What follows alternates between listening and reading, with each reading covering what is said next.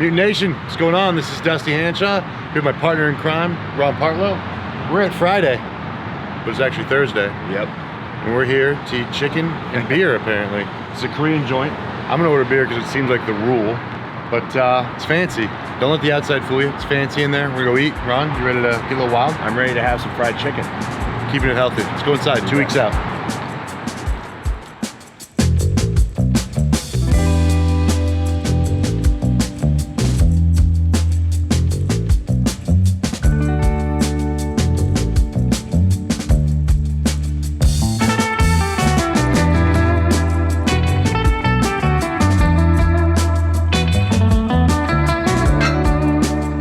We're here, it's Friday. I love it. It's not Friday, but you know what I mean. So for people watching, I live right there. Like literally right there. Like I just come down the elevator and I actually looked in your windows, but 26th floor or can't whatever. quite see up that high. Close. So I've stopped here and picked up chicken a couple times, but I've never eaten here. So I'm looking forward to it. I like fried chicken. It is tough to beat, especially when you're trying to grow. Here's the deal. I was told by the boss that the Korean sweet and spicy was the way to go. So I'm gonna get it. I'm diving in as if I know what's happening. You do it up. Then you figure out the other one, and the sign says chicken and beer. Right. So I don't really feel like I have an option. I'm getting a beer. You have to have a beer. I do. Okay. So I'm gonna do that. Hey guys, What's up, how's it man? going? good. All right, so I'm gonna follow your orders. Okay. I'm gonna get the Korean sweet and spicy, a whole order. Whole size. Okay. Yep. I want to get some French fries. French fry. Yep. And then I want to get that. How do I say Asahi. that? Asahi. Asahi. I'm gonna get the full order of the extra crispy. Extra crispy. We'll You're swap- doing we'll it. swap You're some right. Yes, pieces. absolutely. And I'll just get a water with lemon. Water. Are you good? I think we're good. Okay. Thanks, Thank boss. you very much. How was your back training today? It was good. So I woke up tight this morning, and I can't deadlift on the road. it was back You day. deadlifted Yeah. on the road. First of all, I'd never have successfully really deadlifted on the road to any sort of extent. All my best deadlifts were almost all done in my home gym, wherever that was. Right. With one exception being a 6 plate for reps that I did with Johnny in Destination Dallas one time. Right. And that was just because I basically had a gun to my head. It was peer pressure. Johnny was peer pressuring me into lifting heavier than You I know how Johnny can be. Yeah, and I pulled it off for the camera because Right. that's what you do. You come through and I'm a clutch player. But, Winners win. But then it was like I got hit by a car for like 5 days. That was fucked up. See, for today, my body was off enough that with my 1 plate warm up, I'm like, probably shouldn't be doing this. Oh really? You knew And then right off 2, the bat. and then 3. And I told him, and I was like, straight up and down, I'm like, we might waste 30 minutes of me getting warm just to not do this. Okay. And then when I pulled 5, I was like, all right, and I committed verbally, I will not go over 6. Right. Because what I Just hate 6 is for reps. you do 6 and it feels comfortable, and then you go for 7 and you find out once you're injured you should have done that. Yeah, or you just So- have a shit set and then you get roasted on the YouTube comments. Oh, if your form's shit, Yeah. you talk form. And, So I did 6 and I committed in my head. Usually 6 for me would be after a set with 7. Yeah, be back And it off would set. be 12 to 15 reps. Right. So today I literally told myself I'm gonna do 10. Yeah. And that's only if those are gonna go good. They didn't look light. They were, it was not I could tell comfortable things weren't- at all. Moving like I've seen them move. Usually but there's rails that are involved in my body, it just goes. Today I felt like I didn't, and then, your off day deadlifting is still, the whole gym stopping and watching as 6 plates goes up and down 10 times. So that's your off day. and it's a little deadlifting. uncomfortable when you, because what's the problem though is we're putting up videos that the people know. Yeah. And I can feel them like, he sucked today. That was weak. Oh, that's good though. I like that they see the realness. Or they're like, I knew those Scottsdale weights were fake. So, yes, we do need to do a trip, preferably when it's nice and cold here, for you to come to Arizona. I have a room. We have video people. Yeah. Everything that you need. I have, I feel good about it. Yeah. I come down, stay at your house for a few days, get some content. I wish we had a true Mutant on a Mission gym. And we have good gyms, but they don't fit what you need. Yeah. Do you know what I'm saying? Where They're great gyms, they got good equipment, they're nice, but they don't have that edge. it's a big still kinda deal corporate. to be a mutant on a mission gym. Well, it's nice if someone thinks that. Hey, the banner tells you a lot. People inviting me all over the world to come to their gyms. You know? Begging, just shy. You know, there's something I kind of want to do, but it's just kind of like, you know, it's all sorts of budget and, you know, organizational things.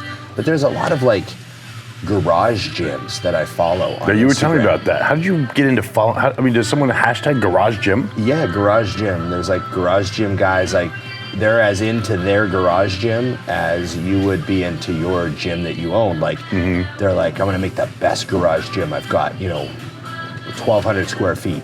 That's it. And they so I need jam the it in best there. kit, the most useful, like for me. Right. So it's like their workout.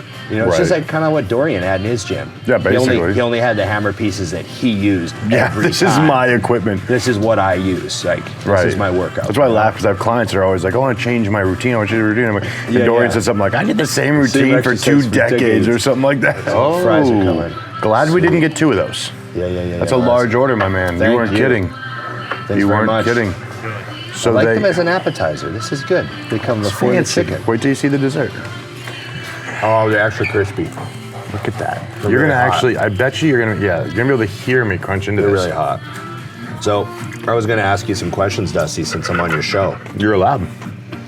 I'm allowed to lie. And you're allowed to lie. I was going to ask you just random shit. Because, like, someone told me, they're like, you remember everything, like, you know, bodybuilding related. Right. Like, people ask about my first show, and I got a bunch of stories. People ask about my 7th show, I got a bunch of stories. Right. And I remember them all. Right. Do you remember the first time, like, you squatted 5 plates?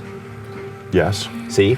Everyone remembers, don't they? I can actually tell you, like, where I was in the gym. Yeah. What gym? Yeah, so tell me about it. You know, so, well, I just picked that number because it's quite a bit, and it's something I know you did early. Yeah, I've done that.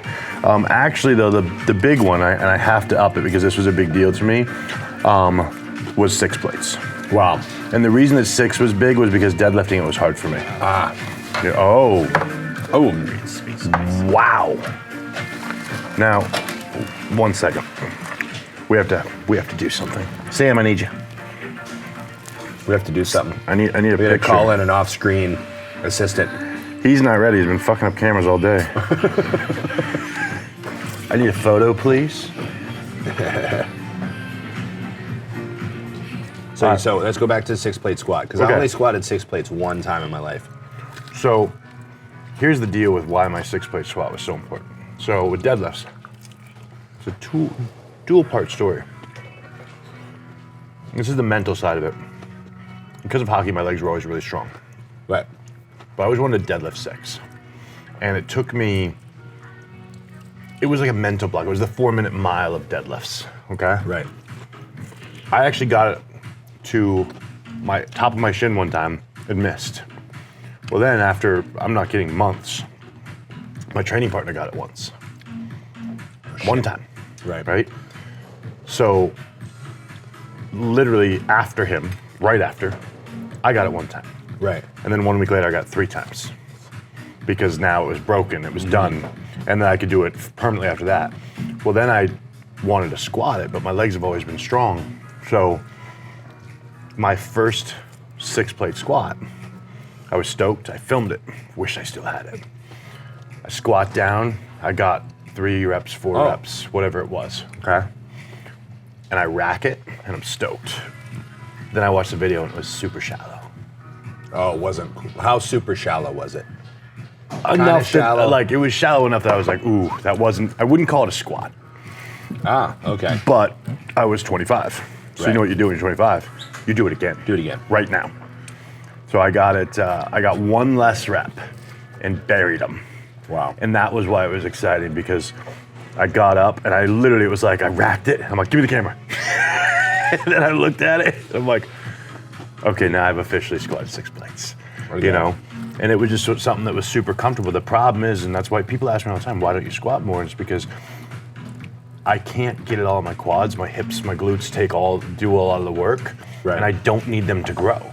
Right. So as much as I love a squat, it's not the right movement for me. You know what I mean? So how's gym ownership life? I heard you had a nice expense today.